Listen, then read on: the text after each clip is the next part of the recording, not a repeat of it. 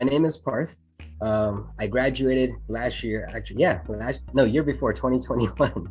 So, yeah, actually 1 year. But yeah, I graduated recently, and I'm currently working at Eli Lilly in the GSC, which is Global Scientific Communications Department in the publications. Very cool. Thanks a lot, Dr. Patel, for joining us. And I was really excited because, like you said, it's only been a year and you're already doing really cool things. So that's amazing. But also, you're in an area in pharmacy that a lot of people don't think about. They think about Walgreens and CVS, which is obviously super important, and we have a lot of pharmacists there. But they just don't necessarily think about pharmacists in the position that you're in. So can you tell us a little bit about what you do, what you enjoy most about what you do, and what you're kind of looking forward to in starting this position? Of course. One of the main things that I do is I create and help lead in strategy of document distribution. So basically disclosures that pharmaceutical companies have. So any new drug that comes out, there's clinical trials and everything done on those. What I get is all that information that they gather in those clinical trials. I compile them, create abstracts, create articles, posters, publications in those regard, and create a strategy in terms of like how we're going, what journal articles are that we're going to go to, like big New England Journal of Medicine, those types of places where we're going to publish ourselves and basically get that information out there in a non-commercial way. So I'm not there to market or anything. I'm only disseminating scientific information in a non-biased way. That's really cool. So you're probably the first person that sees a lot of this data and a lot of the emerging things that are kind of coming out. So you're seeing things right up firsthand. And who do you normally work with? Is it other pharmacists? Is it physicians? Is it scientists? Who's kind of part of the team that you're normally communicating with? It varies a lot. So for the most part, the clinical trials are done by either clinical research scientists or clinical research physicians. They gather all that data. Then statisticians, another people part of my team, they analyze all that stuff. I get information after it's analyzed. The people that I directly work with are usually PhDs, occasionally pharmacists, but mainly PhDs. And external members would be like physicians that are therapeutic area experts, and I discuss our results with them as well. So it's a varied form of a very broad team, a lot of mathematicians, a lot of PhDs, a lot of physicians, some pharmacists. So it's not something that it's very close with pharmacists, but it is an option for the pharmacists. A lot of smart people. So, and you're right there within that group. So that's really cool. Is it a specific class of drugs that you tend to work with, or a specific therapeutic area, or is it really across the board? It's actually, so it really depends on the team that you're placed with. I'm specifically working with immunology drugs, but there's options in working with endocrinology drugs. So you could be working in diabetes, you could be working in oncology. It really varies on what your interest is and where you apply, and then they go from there. Okay, great. Can you tell us a little bit about how you get to this point? What did you do? So obviously you went to pharmacy school, you graduate, you have a doctor of pharmacy degree, but what do you do after that, and how do you pursue? And I guess what also got you interested and what led you on this path, and what that path was for you to get here? I'll start with what got me interested. So in pharmacy school, first year of pharmacy school, my mind was set in going into community pharmacy because that's what I was familiar with. And I have an older brother who's worked mainly in community pharmacy as well. And I really liked patient interaction early on, but as time went on, it kind of became, I'll be honest, a little redundant for me, and it wasn't something that I was really drawn to. And I also considered hospital pharmacy in that aspect as well, because you do have that patient interaction along with you're communicating with physicians and nurses and other healthcare professionals. So you have both levels of work there. But then I did hospital pharmacy in my rotations, and it wasn't something that I was, again, not very drawn to.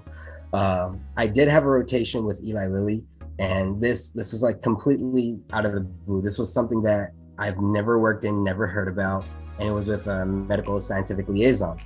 What they do is they explain clinical trials to physicians. So they're at a much higher level of like the patient care aspect, where physicians, pharmacists, nurses, they're directly there talking to the patient, versus MSLs, they're a little bit above talking to the physicians, to the nurses, to the pharmacists, and getting them the information about new drugs that are coming out, and that has that teaching component to it. That was something that I was really interested in, is getting to know that teaching component aspect. I'm not in MSL right now. I'm in the publications department, but what I do is create the documents and lead in strategy in how that information is getting, again, disclosed to other people. So I still have that teaching component as well as being a part of that therapeutic change, right? So that's what really got me interested in going to the industry aspect of it. A little bit less, well, there's rarely any, honestly, patient interaction now, which may be a little bit of a downside, but it's something that I was honestly trying to get away from personally. So it works out for me. The way to get here, now that really varies person to person.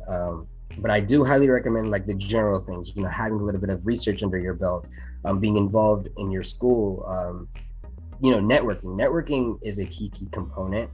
Getting to know not only your professors, not only your teachers, not only your peers, but outside of only those people too. So if you're interested in something like what I'm doing, reaching out to other people that are part of the industry, learning their roles, seeing what they do on a day-to-day basis, and just connecting with them definitely helps, because then you know what you'll be doing if you go into that role, as well as them knowing your name. I would say getting to this point, it is very difficult. It's super competitive. It's something that pharmacists don't tend to do. So there's not really a network for pharmacists in the areas that I'm in. It is like, if you were to go into hospital or community pharmacy, it's a lot easier, and you apply, the direct path there. In this situation, it's like you're applying in a job market that's very broad. So you're going to have to go on these on the websites of pharmaceutical industries and apply to a bunch of different positions that you know of and that you're interested in working in. And honestly, there's also a little bit of luck involved. You really have to present yourself in a way that you can actually make a difference right away, even though you're not super familiar with the role and you've never done it before. But you have to present yourself that you have those tangible skills, those transferable skills in those fields. So definitely applying to a lot of different areas, a lot of different sectors. Networking is super key.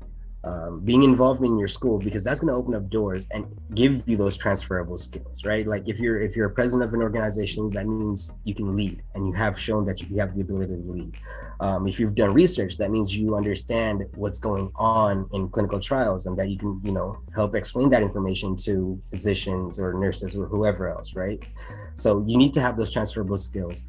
So being involved is definitely a key aspect there as well. Yeah. I know what you mean by, no, it's awesome. I know what you mean by luck, but I doubt there's too much luck involved. But like you said, you did a ton of things. You set yourself up really the right way to be in your position. So everything that you said, you've done yourself, and so you know how important it is. And I'm glad you brought up research as a student. I wanted to touch on that. You and I did some research together, and I really enjoyed that. Can you tell us about research as a student, and should other students pursue it, and what you got from it, and why you decided to take on even more in pharmacy school? No, definitely. It's one of those things, I think it helps you realize who you are as a person too, because then you also learn how to have those time management skills, which is going to be very key when you're in your professional workplace, right? So it wasn't something that I initially wanted to do in pharmacy school, just because I did have a lot on my plate. I was a president of an organization. I was also, VP of another organization, which was also school-wide. So, and I was also involved in my class. I was a treasurer for my class. So there was a lot of things that I had to do already on my plate, but it was something that I knew I wanted to be involved in, just to open up doors for myself in the future. So definitely be involved in research in school if you have the time and if you can handle it, because it will open up doors and give you those transferable skills. And another reason why I did it was just something that I was really interested in. At that time, we were going through a very stressful time in our curriculum, and a lot of the students were feeling that. And I wanted to kind of know if there are ways we can work on to alleviate that stress. So the research that you and I both did was based on test anxiety and seeing if there was things that we could improve on. And we were able to present that at CPMD, which was really cool. But yeah, so picking a research subject that you're interested in definitely makes it a lot easier to go through and complete it. It's something that you're passionate about, so you'll definitely want to do it. I do recommend that you do be involved in research. Sorry if that doesn't sound right, but that you are involved in research, just because it helps you understand you, as well as it helps you understand what you want to do in the long run, right? And helps you manage your time better. So yeah, it just opens up a lot more doors for you in the future. Yeah, and I'll plug our other collaborator, Dr. Carr. Make sure to give a shout out to her. And I think I'll do some shameless self promotion. I'll put our poster in the video here once we wrap this up here, so that everyone can see it.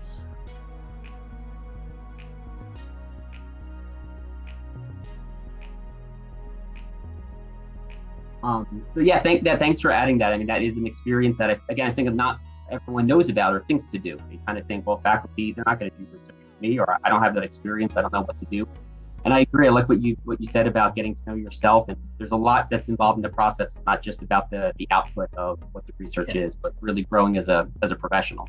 And in all honesty, sometimes you don't have to go all the way to the end of your research. Like you may not be able to complete your research, but you can still hand it off to, someone in the class that's below yours, like a P2, and have them complete it. But you'll have something that you've done. You'll be able to present on what you've done and, work on it together. Dr. Core was a P3 at the time, and I was a P2 when we started this. We were luckily able to finish it before she graduated. And she was able also, be involved in the project. But it doesn't have, you don't have to always lead to an endpoint, as long as you've done something, you've contributed to it, and you grew and learned from it. So that's the key aspect of it. Gears a little bit, I guess. Stick with your time in pharmacy school. What was your favorite class during your 4 years?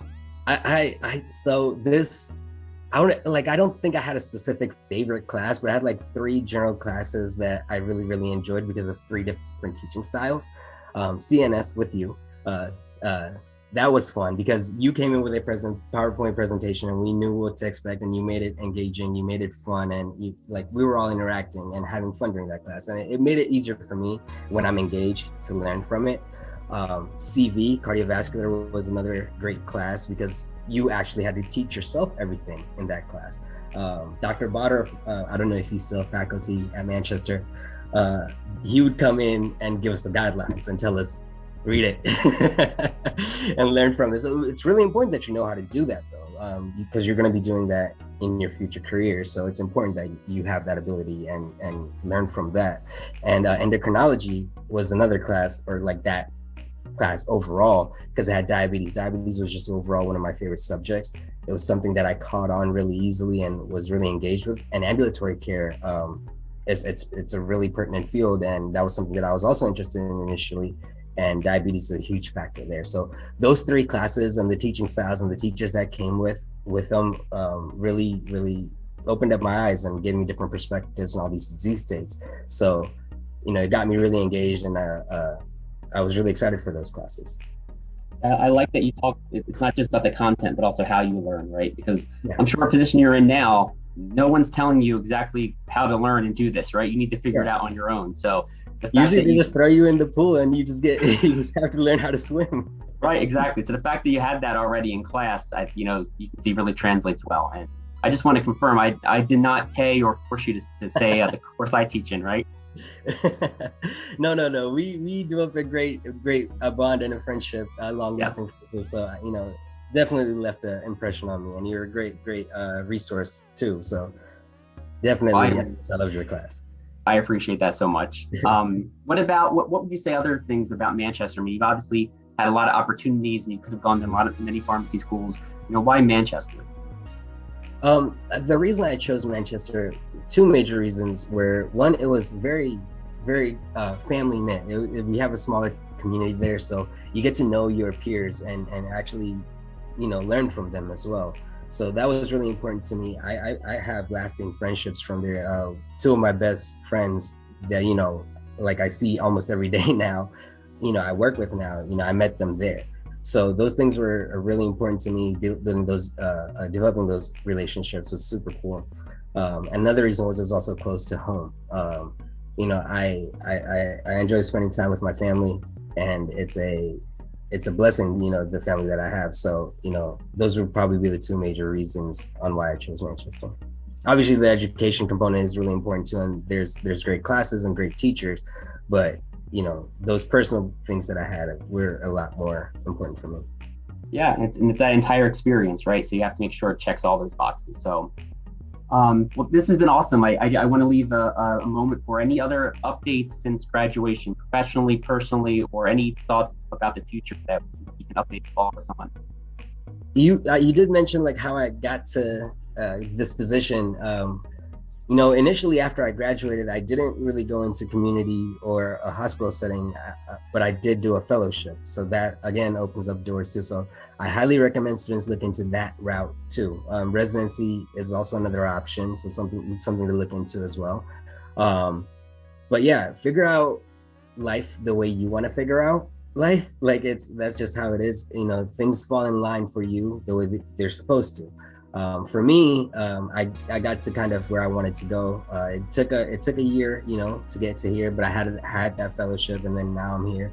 Hopefully, in the future, you know, I could definitely keep working towards maybe becoming a VP at Lilly, you know, like a VP position. I would like to keep working harder and going up the scales as I can. So, yeah, that's my future plans when it comes to that. Wonderful. And if you do get there, make sure you keep me in mind. You know, I just say it was me that did it. But Dr. Patel, thank you so much, Parth, for everything, for your time, for your wisdom, for sharing your journey. And we're all excited to hear where you're at now. I know that you'll continue to do great things. So we just want to keep following you and hearing all those great things. This has been a really joy for me to hear. And not that I, you know, doubted that you would ever be in something like this. It's great to hear that update and to just keep following it and see where you go in the future. Thank you so much. Thank you so much for having me, and I appreciate you and I getting to talk. It's been a while, but yeah, thank you so much, and hopefully people get some inspiration out of me through this as well.